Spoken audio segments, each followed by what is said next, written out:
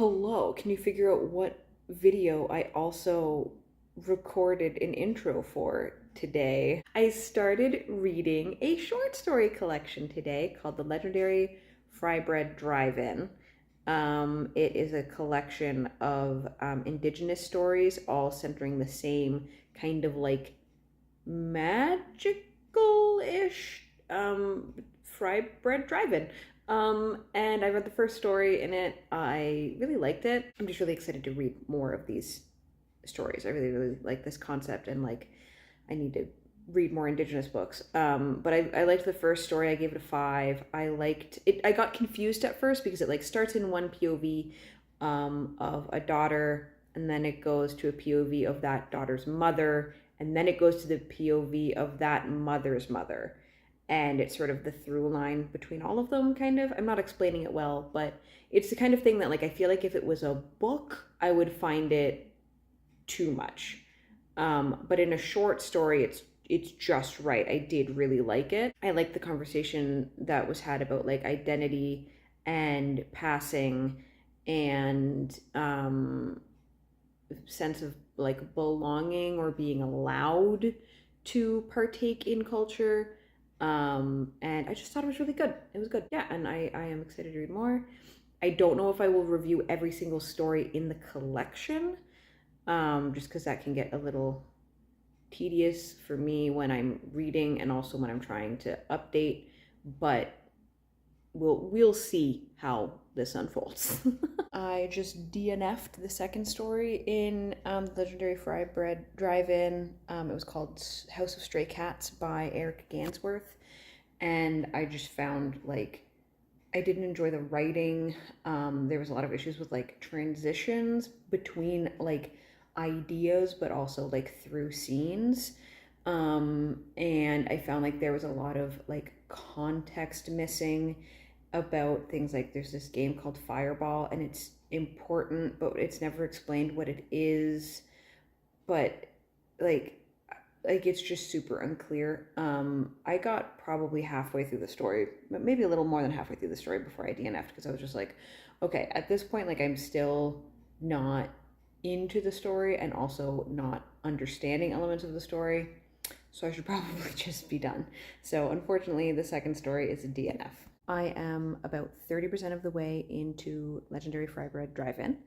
I have read 4 more stories, and they've been mostly good. I jotted down the stories in my ratings so that I can remember them to talk about them. The first one was, I'm not sure how to pronounce the title. I think it's Muskoki Joy, but it's like a different spelling of the word Muskoki, so I'm not sure if that's the actual pronunciation. In any case, it's by Marcella Bell.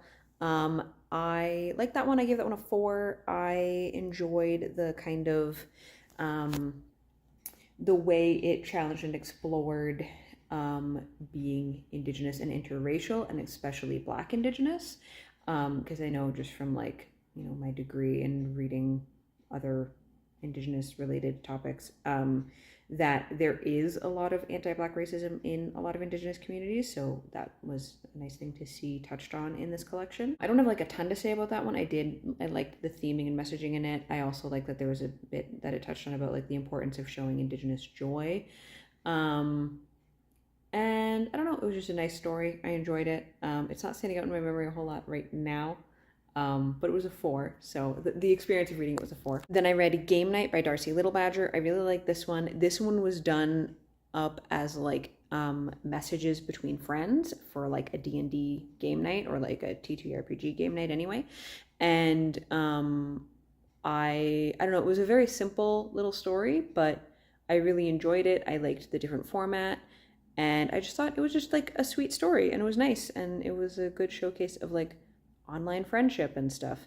So that was a 5-star. I also just really like Darcy Little Badger's writing. Look Away was so cute. Look Away by Karina Iceberg. That was a 5. It was just really cute. It's just, I understand. I've been like that with crushes before. I get it. Yeah, relatable and very cute, and I liked it. And then the one that I just read tonight was Patent Red by Cynthia Leitich Smith. That one I gave a 2.5. I liked some of the ideas in it, and there were chunks of it that I enjoyed, but then like it felt a bit disjointed. It felt like it was trying to do too many things, but then not really focusing on any of them.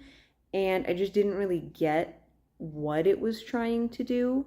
There was also issues with like, how much am I going to get into this? So the character is getting onto an airplane and sits down beside this, stranger who happens to be an indigenous man. And the person who sits down behind them is also indigenous, but was like from this leadership conference thing that the main character had gone to and had like slighted the main character at the conference. And the main character is still bitter about it. And just randomly, while the main character is like, I think she's just getting something out of her bag, and she's just kind of like thinking about what happened at the conference and is upset about it. And she like mutters to herself about it.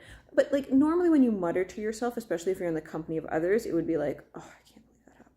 Like that would be the extent of it. She mutters like a paragraph that's at least a third of a page long. And it's like, whomst would do this while sitting elbow to elbow with a stranger? What do you mean? But of course, this sparks a whole conversation with the guy, and then the person sitting behind them, of course, hears because she's sitting behind them, and then that sparks a conversation with her. And it's like, it's like trying to be about, I don't even know, like, because the main character is slighted for a conversation, like she brings up land back, and so like there's little bits about land back, but then there's also stuff about like indigenous purity ideas about like who's indigenous enough.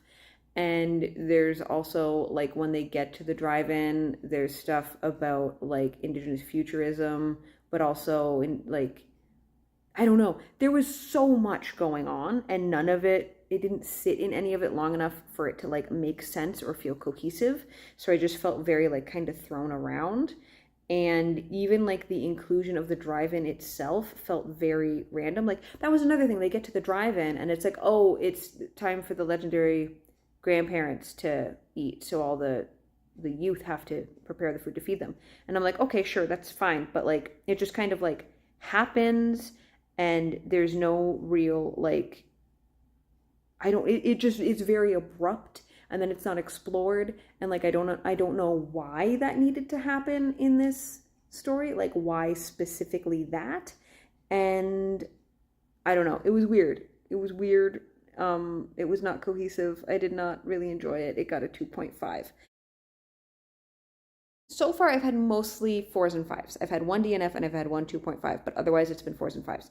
So that's good. That's very good, and I'm almost a third of the way through the collection, so I'm definitely enjoying it. Anyway, moving on. I will update when I have read more. So I read a little bit more of Legendary FRYBREAD Drive-In. Technically I've gotten through 2 more stories. First, though, I'm going to talk about just a thing I did today, real life stuff. For reasons, I have a bunch of documents I need to print, and so I decided rather than having to either go to Staples to use their printers, which they only print images, so for like documents, I would need to screenshot every single page and print them, and you can only print one thing at a time. You can't select a whole list and hit print all and then print that whole list. You have to go print this thing, go through the menu, and then print this thing, go through the menu, and like do it one by one. Very tedious. For 1 or 2 pages, fine. For a whole document, I don't want to. And my other option is to go all the way downtown and use the library, which would be like, I know their printing system works much easier than the Staples one, but I have to get all the way downtown, which means that just busing there would be like $5.50 to get there and back. And then plus the cost of printing. So not the most convenient way to print. So I was like, you know what? I'm gonna need a printer more than once in my life.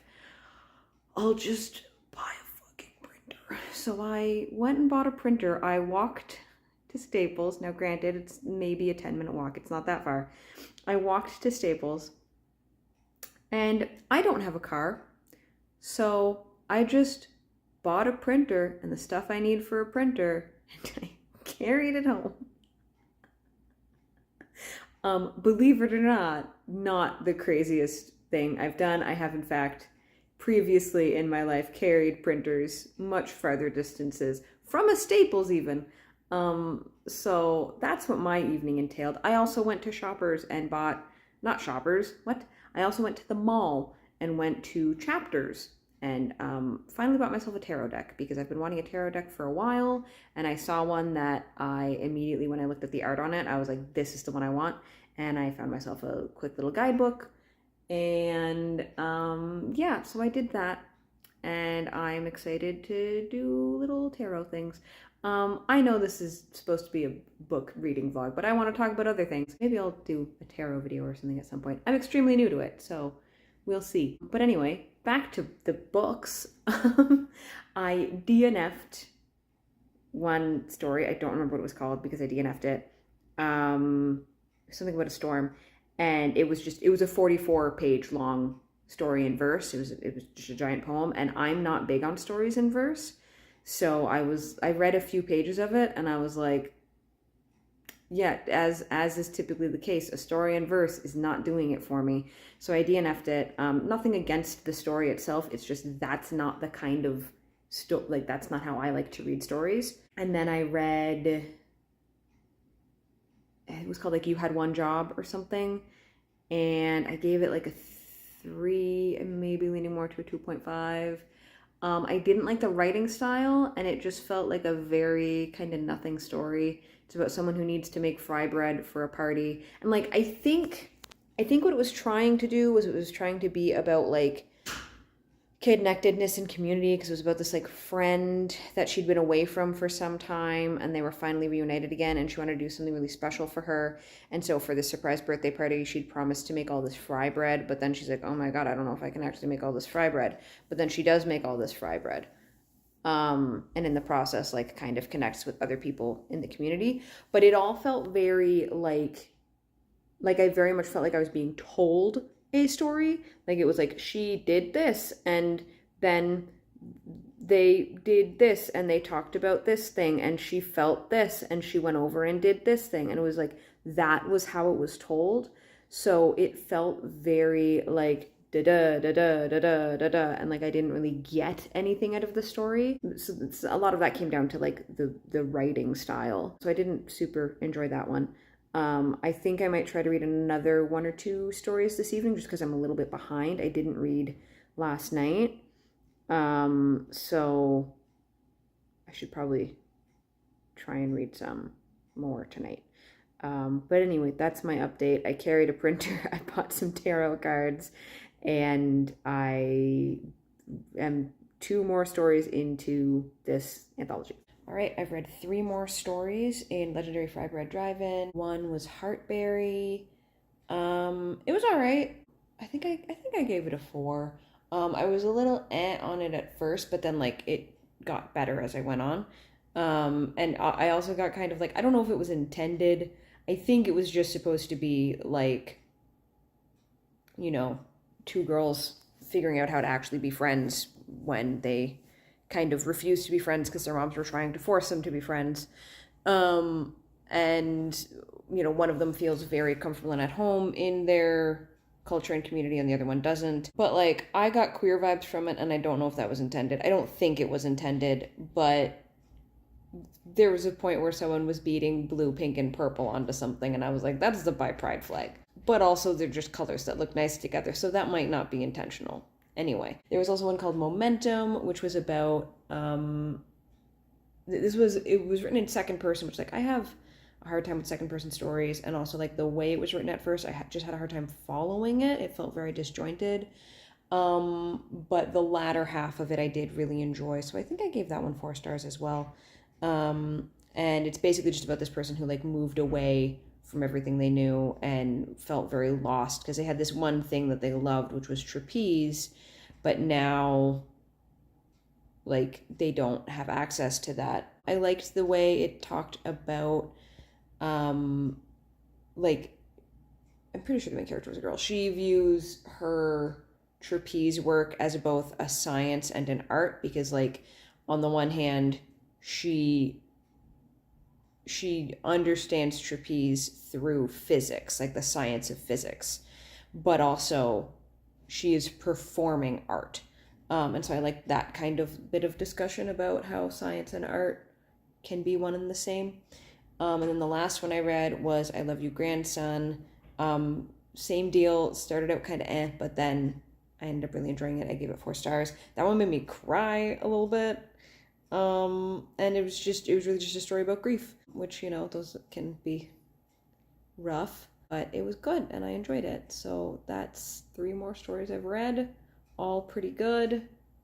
This collection is shaping up to be very enjoyable. I read, I think, 2 more short stories since I last updated. I don't remember the names of either of them. They didn't leave a super strong impression on me. They were both kind of romancy, which I'm realizing a romance-centered short story is kind of a hard sell for me because I tend to like build up. I like a slow burn, or I like a relationship that like I can tell has a lot behind it, like friends to lovers and stuff like that, and it's hard to really establish and showcase that in a short story.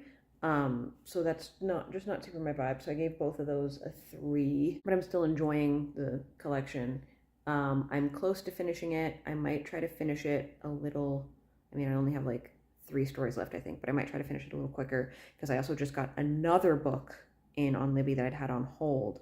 Plus, I still want to get to my Tomes and Tea book that did I mention I'm reading that? I'm also trying to read the 3rd book in the Tomes and Tea series.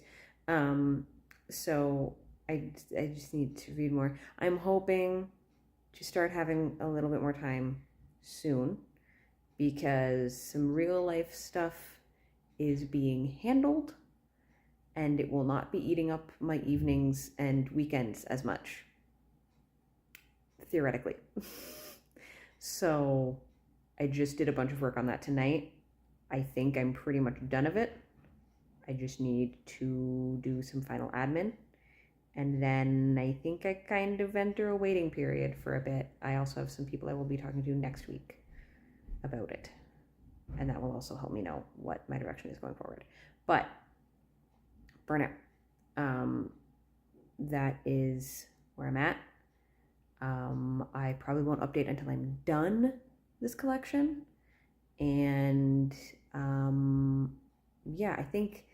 I should be done before my parents are coming to visit this weekend. I should be done before they come to visit. So I think that works out with the timing because it's Tuesday and then I'll have Wednesday.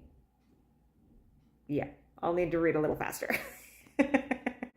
I'll get there. All right, I have finished reading The Legendary FRYBREAD Drive-In. I can't remember everything about when I updated last. I've had 2 more DNFs, I think. And I think another one was like a 4. And then there was one that was like a 3. There was like a final poem and it was like a 3. I know I'm not saying a lot of the stories themselves. I don't remember a lot about them. They're not really standing out in my memory.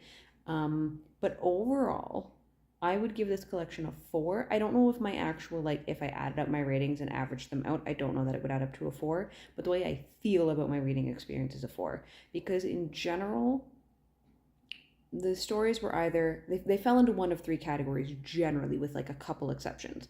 Either I loved them and they're like really, really good stories and they really left an impact, or they were just fine and I don't feel strongly about them one way or another. They're just, okay, I read a story. Or they were just not for me to the point that I just didn't read them. Which isn't to say that they were necessarily bad. It was just this is not for me. I don't want to read this writing. This writing style is not for me, kind of thing. And so overall, I would say my experience reading this was a 4. And I'm very happy I read it.